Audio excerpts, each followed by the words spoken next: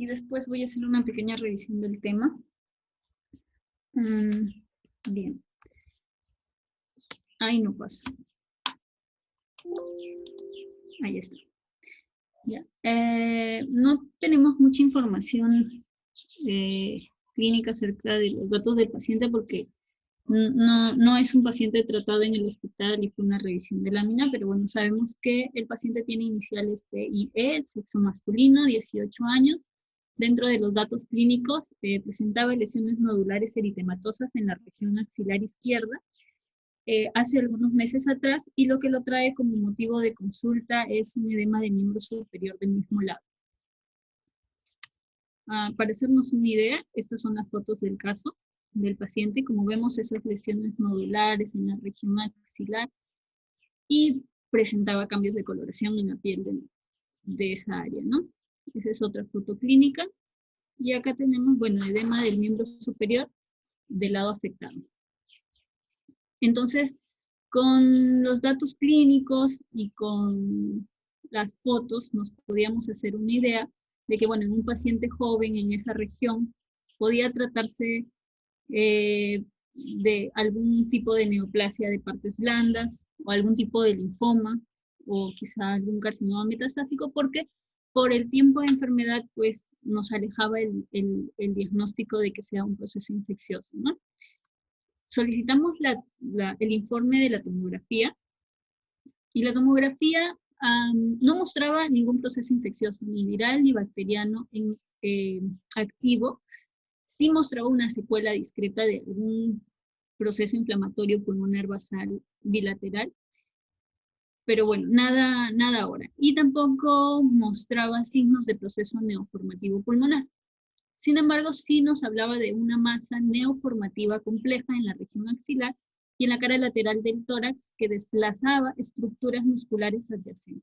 Impresionaba infiltrar tríceps y redondo en relación a conglomerados ganglionares, y se asociaba con adenopatías regionales y piel engrosado y múltiples nódulos subdérmicos hacia la región axilar adyacente, compatibles con secundarismo. Y bueno, pedían correlacionar con el antecedente e histopatología.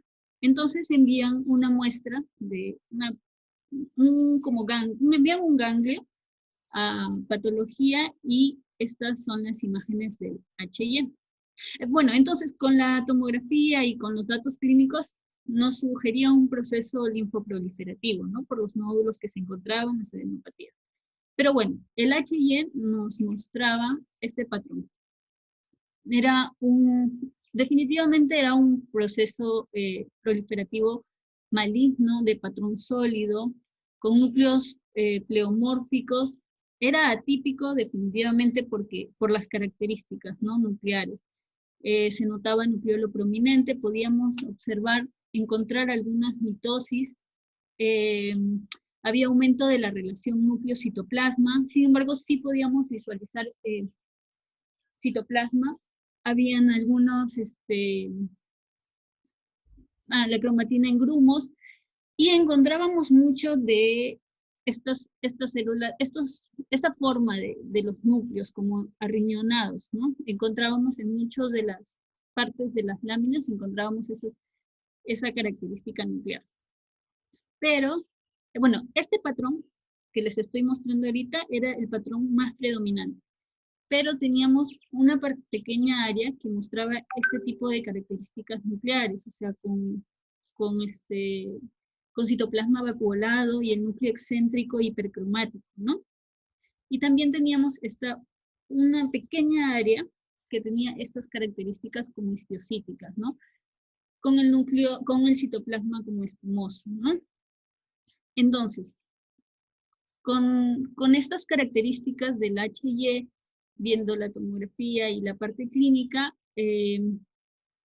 podíamos pensar en un linfoma de células grandes, ¿no? Y entonces apuntábamos a un linfoma anaplásico de células grandes por estas características, pero no podíamos descartar que se trataba por estas características todo de pleomorfismo nuclear, y por qué teníamos estas otras pequeñas áreas que ya más adelante voy a tratar, de que se trata como de un patrón mixto, en donde encontramos este patrón linfohistiocytítico y este patrón clásico, ¿no? Todo pleomórfico.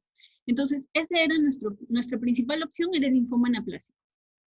Pero, bueno, por estas características tan poco diferenciadas, no podíamos descartar un carcinoma metastásico, ¿no? Entonces, bueno, pedimos la inmunohistoquímica, descartamos de todas maneras un carcinoma metastásico, aunque no era nuestra opción más cercana, de todas maneras le pedimos la pancreatina, y como les había mencionado, el linfoma anaplásico era nuestra principal opción.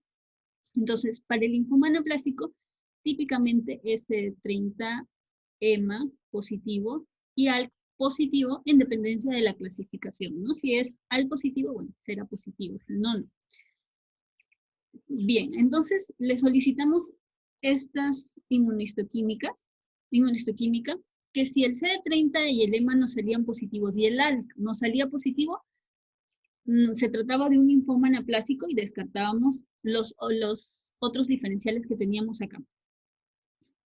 Pero si el ALK salía negativo, entonces teníamos que descartar nuestros otros diferenciales. Ahora, ¿por qué están dentro de nuestros diferenciales, por ejemplo, el linfoma de células T periférico?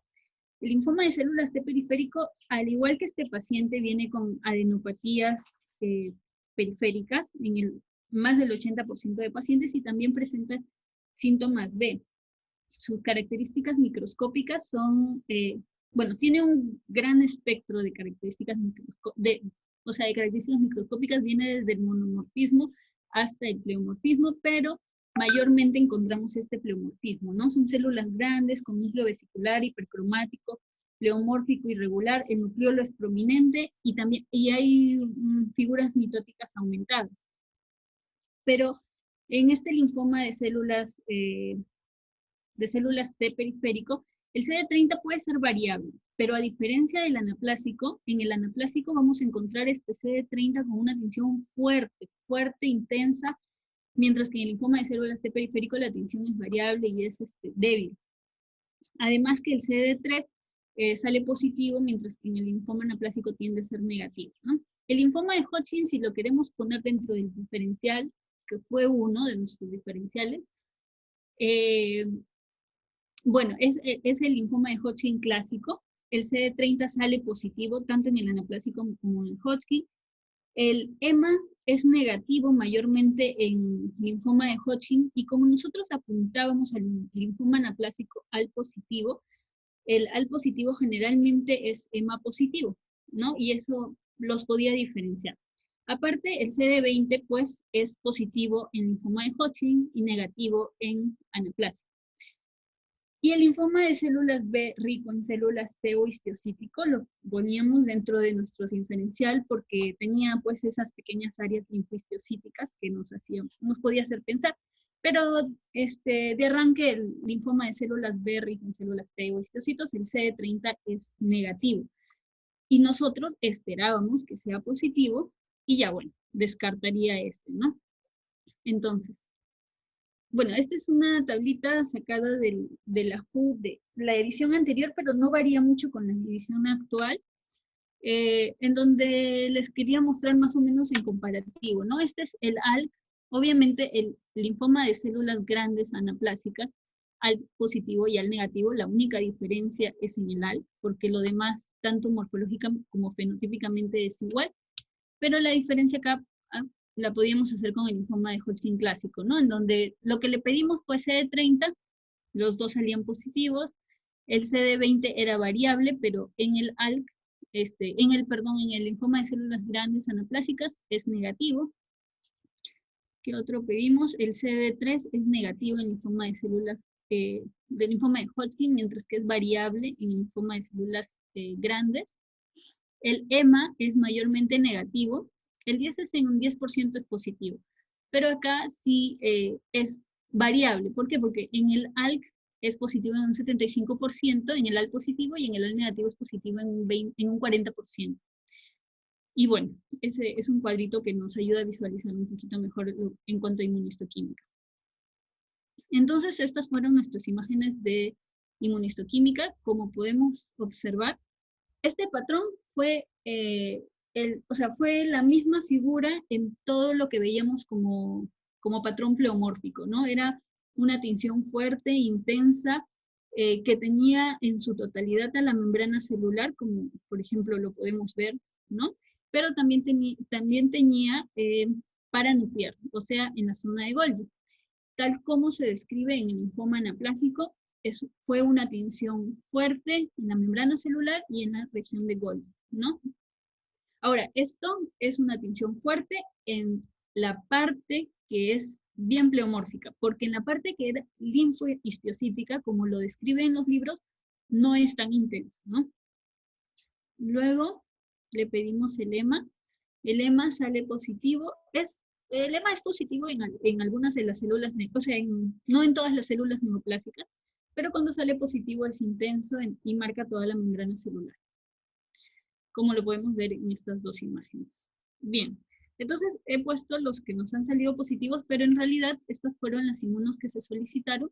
La panqueratina, descartando cualquier carcinoma metastásico, salió negativo, el CD3 salió negativo, el CD20 negativo, el CD30 y el EMA nos salió positivo y el ALK nos salió negativo. Esto no era lo que esperábamos, pero bueno, era una de las opciones, sabiendo que la clasificación del linfoma de células grandes anaplásicas puede ser al positivo o al negativo, ¿no? Entonces, el informe salió como linfoma anaplásico de células grandes al negativo.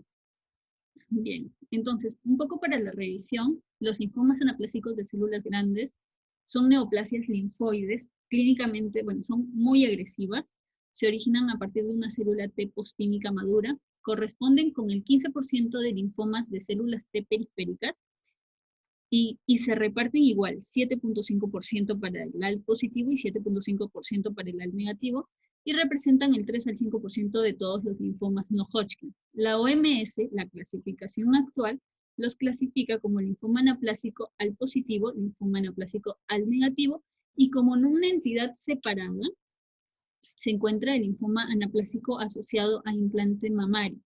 Este linfoma anaplásico asociado a implante mamario fue descrito recién a partir del año 97. Se da en 1 de cada 500.000 mujeres que tienen un implante mamario, pero es un tipo determinado de implante mamario, un rugoso, según la bibliografía, ¿no? Y ya no es más tan frecuente porque cada vez se ha ido utilizando menos este tipo o sea, cada vez se ha ido mejorando. ¿Hola? Allá. Bien, entonces, he hecho un pequeño cuadro comparativo entre ALK positivo y ALK negativo, pero ya de arranque debemos saber que en realidad la característica más distintiva es la inmunohistoquímica, que da uno positivo para ALK y el otro no. Pero, por ejemplo, en la epidemiología, sí hay cierta diferencia en cuanto a cantidades, porque la epidemiología del 3% representa el 3% del linfoma no Hodgkin en adultos, el 10 al 20% del linfoma no Hodgkin en niños, y principalmente se presenta en las primeras 3 décadas de la vida. Mientras que el ALK negativo, a diferencia de nuestro caso, se presenta entre las edades de 40 a 65 años, pero según nos refiere puede ocurrir a cualquier edad. Ahora, ambos son más frecuentes en el sexo masculino con una relación de 1.5 a 1. La localización se ubica en nódulos linfáticos y localización extranodal, en huesos, partes blandas, pulmón, hígado, intestino. Intestino grueso y sistema nervioso son raros, también en la piel. Del ALK negativo es igual, pero las localizaciones extranodales son menos frecuentes que en el ALK positivo. Dentro de las características clínicas, como lo había mencionado, ambos son muy agresivos. Ya cuando se detectan, ya están en estadio 3 o 4. Los síntomas B los presentan ambos, ¿no? Dentro de la microscopía es muy característico ese patrón sólido pleomórfico del cual la primera imagen que les mostré, y en forma variable encontramos células con núcleo excéntrico en forma de herradura o de riñón. Estas son las llamadas hallmark cells, porque son células que se encuentran en todos los subtipos de ALK positivo, de linfoma de células grandes, ¿Cuáles son estos subtipos? Son el patrón común con un 60% que representa la imagen que les mostré al inicio, o sea, ese patrón sólido pleomórfico. El linfohistiocítico, que era la tercera imagen de HYE que les mostré, el patrón de células pequeñas, el patrón Hodgkin-like y el patrón mixto que puede llevar cualquiera de estos dos anteriores, ¿no? Que era lo que pensábamos con el HYE nada más, ¿no? Que se trataba de un patrón mixto del linfoma de células grandes anaplásico. Ahora, según el plano de las células, pueden haber pseudoinclusiones nucleares que son las llamadas células en rosquilla, ¿no? Ahora, el ALK negativo también tiene la arquitectura está perdida, notamos un manto de células neoplásicas de patrón sólido cohesivo. Esto es más frecuente que se presente como un patrón común de este ALK positivo, pero pueden encontrarse los otros tipos, ¿no? Bien, es una imagen de un artículo. En el primero nos muestra el aumento de la relación núcleo-citoplasma, en el segundo nos hace ver que pueden presentar eosinófilos, teniendo en cuenta que podría ser un linfoma de Hodgkin, pero las características, bueno, no se encuentran células Rett-Steinberg y todo eso, ¿no? Acá nos muestra muy gráficamente la célula, el hallmark cell, o sea, las células que se encuentran en todos los tipos de linfoma de células grandes, que son estas células como arriñonadas o en herradura. Y bueno, acá nos muestra más el pleomorfismo nuclear que hay en este tipo de células, ¿no? Este es una baja potencia de un ganglio enviado que fue diagnosticado como linfoma anaplásico en este artículo. Esto nos muestra a mayor potencia la afectación del seno subcapsular y este nos muestra las típicas células del linfoma anaplásico de células grandes, las células en riñón o en herradura, y esta nos habla también de un tipo de células en corona, que ya son un poco más grandes, ¿no? Pero nos dicen, pueden haber típicamente hay células grandes. Estas hallmark cells son células grandes, pero también puede haber las células pequeñas, ¿no? Y en cuanto a la inmunistoquímica, como les mencionaba, el linfoma de células grandes anaplásicos es CD30 positivo, EMA positivo. El ALK es lo que los diferencia de estos dos subtipos. El CD3 es negativo en más del 75% en ALK positivo. Los antígenos citotóxicos son variablemente positivos en el ALK positivo. En cambio, acá muchos casos de linfoma de células anaplásicas ALK negativo expresan los marcadores citotóxicos, ¿no? Que son la grasmina, la TIA y la perforina. Y bueno, esto consistentemente negativo para virus de Epstein-Barr y les he puesto para la diferenciación con el linfoma Hodgkin, y el PAX5 es negativo frecuentemente, ¿no? Y acá el CD43 es positivo en 2/3 de los casos y el BCL2 es negativo. Bueno, quizá este caso se debió agregar, ¿no? Los marcadores citotóxicos. Esta es también de un artículo, el CD30 positivo, en donde es una marcación fuerte, intensa de la membrana celular, y esta parte del asterisco pues nos muestra una zona conservada del ganglio, y estos son la expresión de los marcadores de células T citotóxicos, la TIA1 y la perforina, que son positivos en la mayor parte de casos de linfoma de células grandes anaplásicas ALK negativo. Bien, eso es todo. Gracias. Bonito caso, Gaby. ¿Hola?